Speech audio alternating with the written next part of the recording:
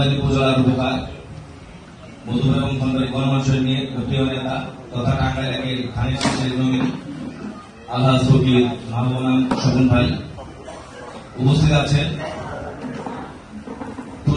পূজা উদযাপন ফ্রন্টের প্রধান উপদেষ্টা আমার প্রিয় নেতা স্বপন ফকির সাহেবের ঘনিষ্ঠ বন্ধু বাবু জীবন চৌধুরী সাহেব উপস্থিত আছেন। মধুপুর থানার বিজ্ঞ কর্মকর্তা ওসি মহোদয় জনাব এমরানুল কবির সাহেব উপস্থিত আছেন। মধুপুর পৌর বিএনপির সংগ্রামী সভাপতি খোরম খান ইউসুফজি প্রিন্স ভাই উপস্থিত। উপজেলা বিএনপির সংগ্রামী সাধারণ সম্পাদক জনাব নাসিরউদ্দিন নাসির ভাই উপস্থিত আছেন। পৌর বিএনপির সাধারণ সম্পাদক জনাব খন্দকার মোতালিব ভাই উপস্থিত।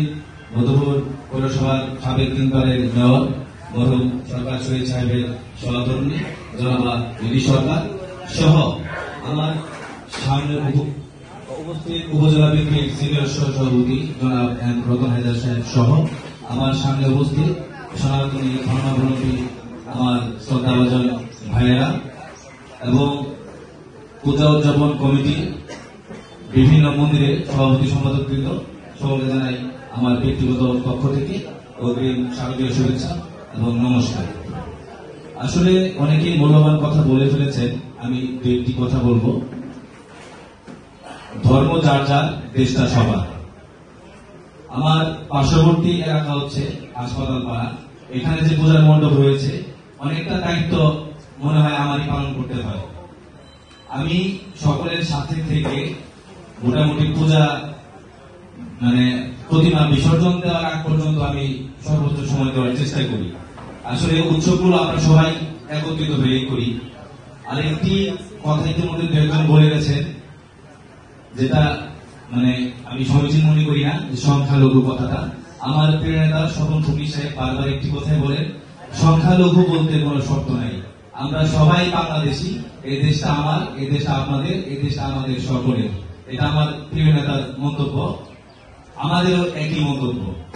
আর সর্বোপরি কথা হচ্ছে আমার প্রিয় নেতা স্বপন ফকির সাহেব দীর্ঘ 25 বছর যাবৎ মধুপুর এবং ধানবাড়ির মানুষের সেবা করে যাচ্ছেন। অসংখ্য উন্নয়নমূলক কর্মকাণ্ড তার রয়েছে, এগুলো বলে শেষ করা যাবে না, আপনারা অনেকেই জানেন। এবং অতীত থেকে বর্তমান পর্যন্ত আমার মধুপুরের সনাতনী ভাই এবং বোনদের নিরাপত্তা সর্বোচ্চ নিশ্চিত করে এসেছেন আমাদের স্বপন ফকির সাহেব। অতীতে আমাদের যিনি সাবেক মেয়র ছিলেন সরকার শহীদ সাহেব, তিনি মারা গেছেন, আপনারা জানেন। এই ব্যক্তিটি কিন্তু আপনাদের সনাতনী ধর্মাবলম্বীদের সর্বোচ্চ কাছের মানুষ ছিলেন। আমাদের স্বপন ফকির সাহেব বারবার আমরা তাকে লক্ষ্য করেছি, তিনি আমাদেরকে সহ আমাদের সিনিয়র নেতৃত্ব যাদেরকে আছেন প্রত্যেকটা সময় আমাদেরকে তিনি নির্দেশ দিয়ে এসেছেন সর্বোচ্চ আপনাদের সর্বাত্মক সহযোগিতা করার জন্য। তার এই ধারাবাহিকতায় প্রতিটি পূজার মণ্ডপে আমরা এক এক করে সকলেই যথেষ্ট পরিমাণ দায়িত্ব পালন করার চেষ্টা করি। আরেকটি বিষয়, একটু আগে আপনাদের পৌর শাখার পূজা উদযাপন কমিটির সভাপতি সঞ্জয় সিংহ বলে গেছে, আমাদের প্রিয় নেতা 1 ডজন সনাতন ধর্মাবলম্বী ভাইদেরকে নেতৃত্বে এনেছেন, যা অতীতে কখনো হয়নি। অনেকেই মুখ দিয়ে ভালো বেশি গেছেন, কিন্তু দায়িত্ব কেউ কখনো কারো উপর অর্পণ করেনি।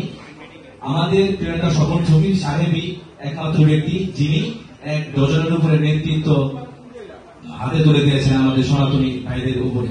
অতএব তার প্রতি আমাদের সকলের আস্থা রাখতে হবে, তিনি অত্যন্ত ভালো মানুষ। আমি দৃঢ় কণ্ঠে বলতে পারি, মধুপুর ধানবাড়ি মিলে আপনারা আমাদের প্রিয় স্বপন ফকির সাহেবের নামে যদি একটি মাত্র ব্যাড রেকর্ড বের করতে পারেন, আমি স্বেচ্ছায় রাজনীতি ছেড়ে দেবো। আপনারা সকলেই জানেন উনি অত্যন্ত সাধারণ মানুষ, অত্যন্ত বিনয়ী, খুবই নম্র স্বভাবের মানুষ আর হাস্যোজ্জ্বল মানুষ। এই মানুষটাকে যদি আমরা ওই সংসদ ভবনে পাঠাতে পারি, এই মানুষটা আসলে একটা দাতার পরিবার। উনি বরাবরই অতীত থেকে পর্যন্ত উন্নয়নমূলক কর্মকাণ্ড করে এসেছেন। আসলে অনেক বেশি উন্নয়ন করতে গেলে একটি তাকে সংসদে পাঠাতে হবে। তিনি যখন সংসদে যেতে পারবেন, অবশ্যই এই মধুপুরবাসীর জন্য অনেক কল্যাণ হবে, অনেক অনেক উন্নয়ন হবে। যাই হোক, আমি আর কথা বাড়াবো না।